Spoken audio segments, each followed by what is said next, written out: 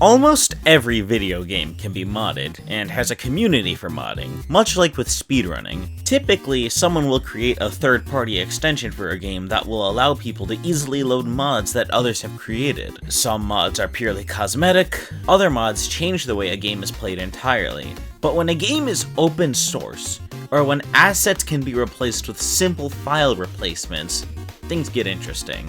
Friday Night Funkin' is an open source rhythm game built on an engine known as Hakesflixel, which uses Hakes as its language. A friend told me that a lot of Flash game developers used Hakes, and if this is true, then it checks out. Friday Night Funkin' is rooted in Newgrounds culture. Whether you like it or not, the little blue-haired fella is here to stay. Both Newgrounds and the Funkin' modding scene have one thing in common: everything by everyone. The standards for modding have changed a lot over time. It started out with simple file replacement. Audio files were in OGG format, the game had a chart editor, and all animated sprites were made with Adobe Animate and were exported as spritesheet XMLs and PNGs. Then, when the Witty mod showed us how easy it was to use Friday Night Funkin's open source nature, the modding scene quickly rose to fangame standards, and mods became their own applications. Teams of people banded together and created some amazing things, including mods with unique characters, songs, and mechanics. Some mods are based off other IPs. Others feature original worlds. Some mods are short and sweet, some feel like their own game, and some really seem to lean more into quantity than quality. A lot has happened over these last 2 years, and it's easy for mod creators to lose sight of what makes a good mod. So that begs a question. Is there a golden standard? Yes. Yes, there is. Hey guys, InstaFizz back again, undeterred by hate and motivated by love. Today, I'm here to say something wild. The absolute best Friday Night Funkin' mod isn't even one that's finished. Ladies and gentlemen, this is Hypno's Lullaby. Before we start the video, I want to quickly mention that around the time this script began writing, I had hosted a contest for my fans to design a Pichu that could be Glitchy Red's companion, and the winner, Ratorat, got their design turned into a skin for Smash Ultimate. The download for this skin is in the description. I host contests like these a lot on the channel, so if that interests you, consider subscribing. Anyways, back to the video. Friday Night Funkin' Lullaby, more commonly referred to as Lullaby, is a mod that spawned from the creative mind of BanBuds, who was responsible for the classic Tricky mod. As was the same for Madness Combat mods back then, the Funkin' fandom had somewhat of an obsession with creepypastas. I know we've talked about Sonic.exe a lot on the channel here, but Pokepastas are a different beast entirely and honestly represent creepypastas a lot better than Sonic.exe ever can. While Sonic.exe hinges on character design due to everything being based on the Blue Blur himself, Pokepastas are based entirely around narrative. Our love for Pokemon spawns entirely from our personalized experiences with the games. These games, that span so many platforms, have so many Pokemon, contain so much unique content. A lot of Pokepastas are objectively way better than the original Sonic.exe pasta, though they can still be cheesy. While a lot of creepypastas are text-based, the Lullaby mod is based off of a YouTube video by Trainer Derek, Hypno's Lullaby, a song inspired by a singular Pokédex entry. It carries a pendulum-like device. There was once an incident in which it took away a child it hypnotized. This is the foundation for the Lullaby mod. Throughout this video, we're going to be going over how almost every song in this mod serves a unique purpose and does it masterfully. You'll be seeing title cards to help you understand the subject matter. Alright, let's jump into it.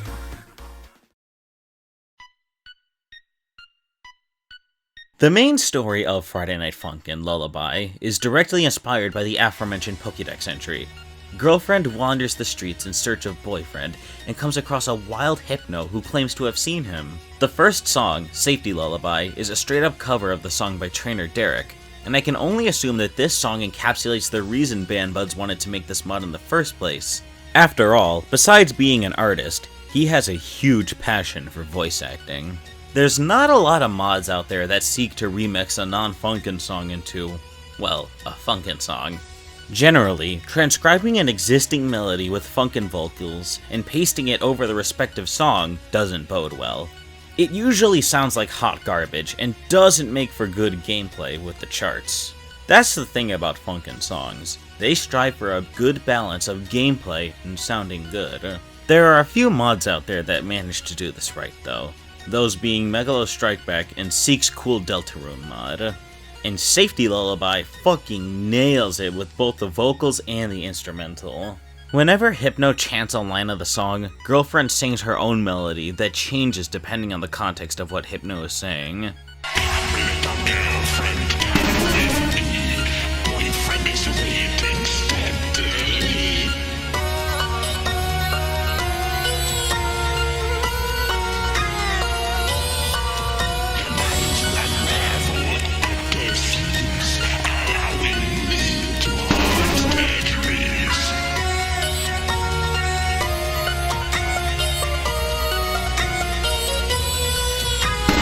The instrumentation stays faithful as well, not to mention a few surprises.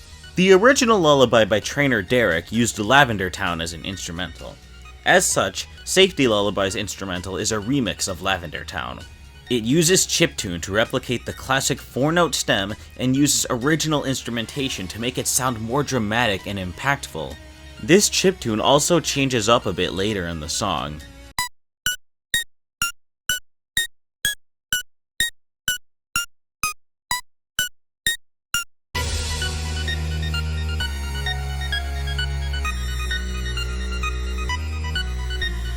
The melody stem also utilizes the sound font for Pokemon Heart Gold and Soul Silver, utilizing an instrument that was used in the Lavender Town rendition from the aforementioned game.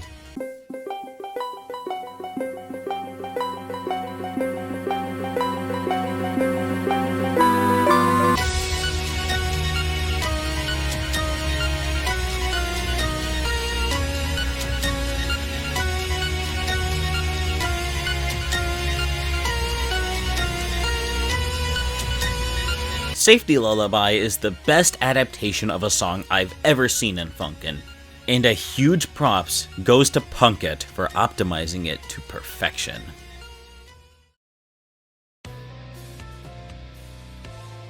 Metro Garden is not as much of a household name as a few other composers in the Funkin' community, but he's still solid at his craft. Most notably, he made Sync, which is personally one of my favorite Sonic.exe songs. Metro Garden was brought onto the Lullaby team to work on a song for Strangled Red, the most popular Pokemon creepypasta in existence. It came to be known as Cheated. This song,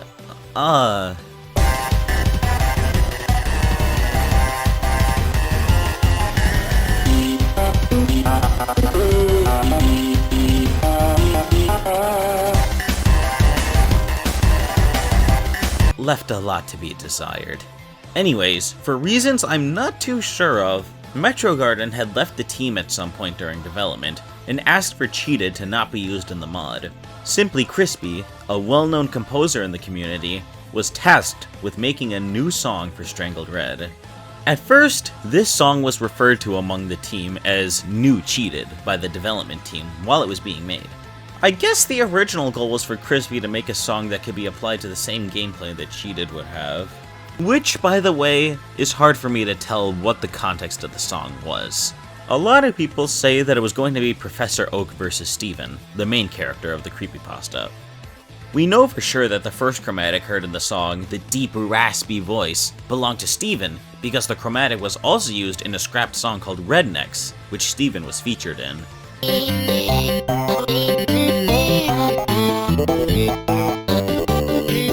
Anyway, as Crispy kept working on the new Cheated, he realized something. This is lame. Version 1 of this mod only had 4 songs. 2 of them were about Hypno's Lullaby, one was for the Lost Silver creepypasta, and the last was for MissingNo, an actual glitch in a Pokemon game.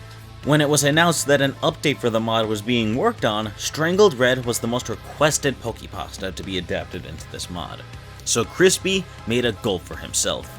Don't settle for less. Cheated was scrapped. A new stage was set. The new song, almost called Asphyxiation, came to be known as Dissension. Dissension was modeled after the final act of the original Strangled Red creepypasta, where Steven strangled his brother Mike to death. The song was extremely eventful, and the composition fit the situation extremely well. It was very unique. And Steven's new voice was awesome! By the way, we had no idea what Mike looked like in the original creepypasta, but the team's interpretation of him was really kick-ass.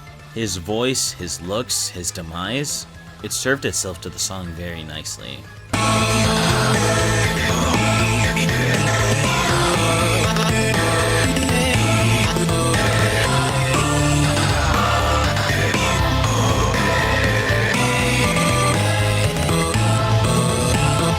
To all those aspiring mod makers out there, I get it. Making mods is hard. I should know. If you're like me, you just want to make things as fun for your team as possible and don't want to overwork them. But if there's ever a situation where you can settle for something greater, do it! The payoff is amazing, and who knows, you might have more fun than you thought you would. That's what Crispy did, and the team was quick to hop on his proposal. Just try to imagine what Lullaby would be without it. I don't think I can.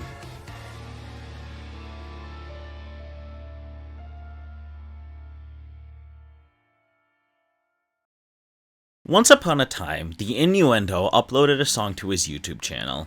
It was a scrapped song for the then-in-progress update for the Lullaby mod.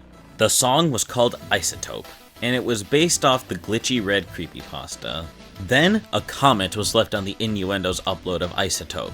It read, "For as banger as the song is, I am super glad it wasn't included.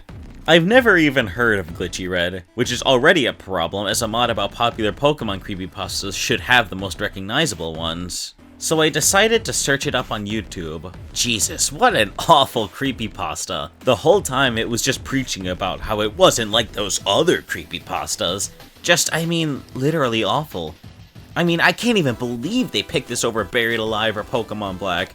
Great song again, and awful creepypasta choice." Glitchy Red's inclusion in the mod remains one of my favorite things in Friday Night Funkin'. It is the biggest example of creative liberty. There was barely any source material to go off of, so much so that no Pokemon actually appeared in the original creepypasta. And I'd be lying if I said there wasn't some truth to that YouTube comment. Glitchy Red tells the story of a copy of Pokemon Red, where the player character has become aware of what has become of the Pokemon franchise. He is considered a separate entity from the Red that represents the entire Pokemon franchise, and is frustrated that the future version of himself lives a life of luxury, while players only come back to his own game to glitch the hell out of it, making his life inhospitable. There's a lot of places we can start, so let's do so at the design of Glitchy Red himself. The original pasta did have a brief physical description of the character, much like other pastas, but it wasn't anything remarkable. As far as the gameplay on the pasta was concerned, Red wasn't changed. The environment around him sure glitched a lot, but Red's original appearance was kept intact. However, when the player had a dream, he described a pale white figure. When it got closer, it was described to be a little boy with bright red eyes, black hair, and a red and white hat. I think it's safe to say that the white figure description was only used to describe how Red was concealing himself. With the description that follows, the only difference between it and Red's canon appearance was that he was given red eyes. And yeah, the original cover art for Isotope was exactly that. That's when Scorch VX said, "But what if he was purple?" But what if he was awesome? This design goes hard. This gruff, manga-styled masculine look perfectly represents a Red who is sick of everyone's shiz. While Pokemon already has a canon look for an aged-up Red, I totally believe that the Red who was 10 years old could also grow up to look like this. He's miserable and tired, not to mention that the effects of players bugging the game for kicks is evident on Glitchy Red. Despite this, he has a commanding presence. He won't tolerate any more of your tampering with his world, and he's pretty scary to boot. And that fucking thing he does with his mouth? So cool! Despite Isotope not being as focused on horror as the rest of the mod, Glitchy Red is still a creepypasta character. And considering how the only thing that could be considered remotely scary from the original creepypasta was when the narrator mentioned waking up with cuts on his arms at the very end of the story, Lullaby once again took their own route. Here, Glitchy Red wasn't some omnipotent being that could paint the earth with hyper-realistic blood. He just has control of his territory and wants you to back off. The Innuendo's wonderful portrayal of Glitchy Red took quotes from the original pasta and applied them to a situation that could be taken more seriously. To be specific, he was given 3 lines of dialogue in Isotope. Am I a joke to you? Oh no. Due to the mod only being a week away from full completion before its cancellation, the animations for these 2 lines never made it past the storyboard.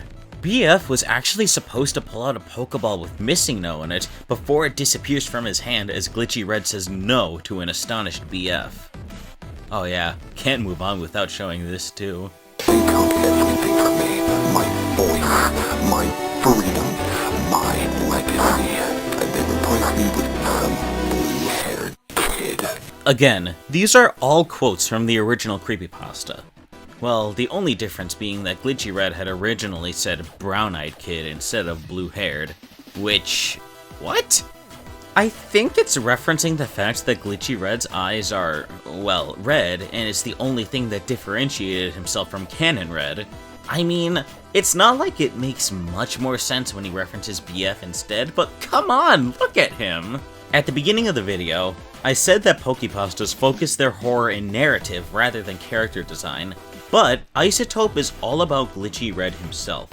It doesn't entirely seek to make him keep you up at night, but Scorch still enforced the idea that he's just someone you do not want to make your enemy. To make something from nothing. That was the motto of Glitchy Red. And god damn it, they made something. It reps the very ideals of creativity that Friday Night Funkin' established since its inception.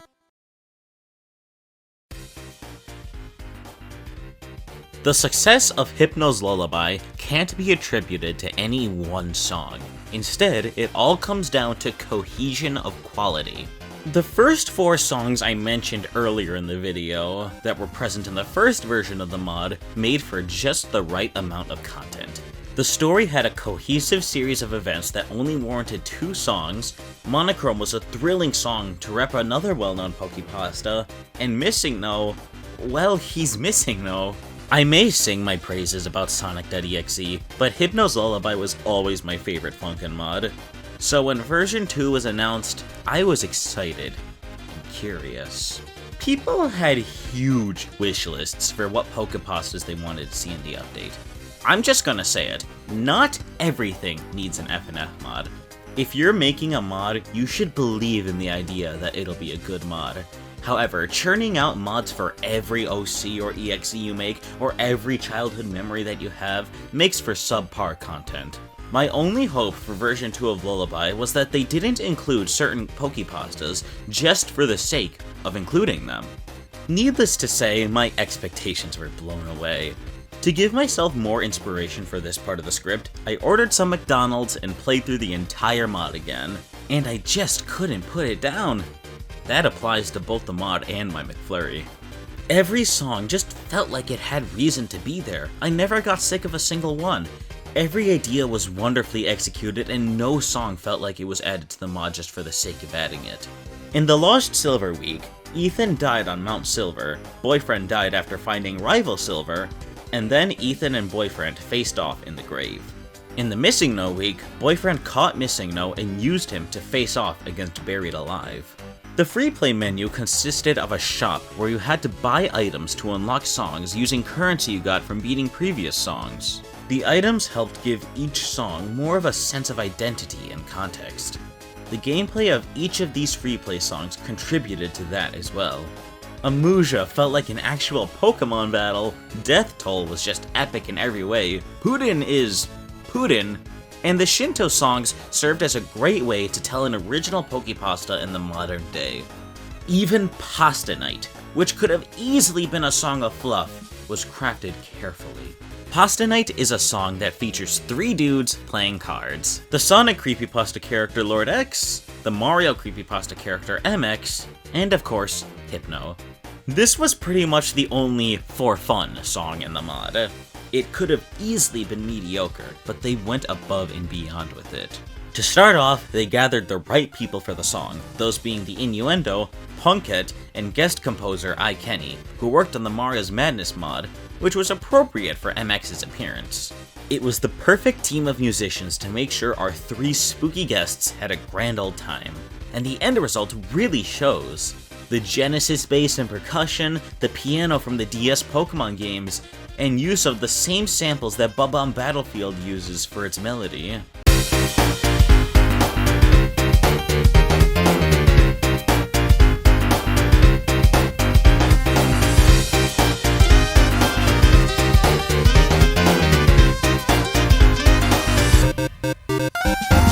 This song is masterfully crafted. On top of that, the mechanics were sick as hell.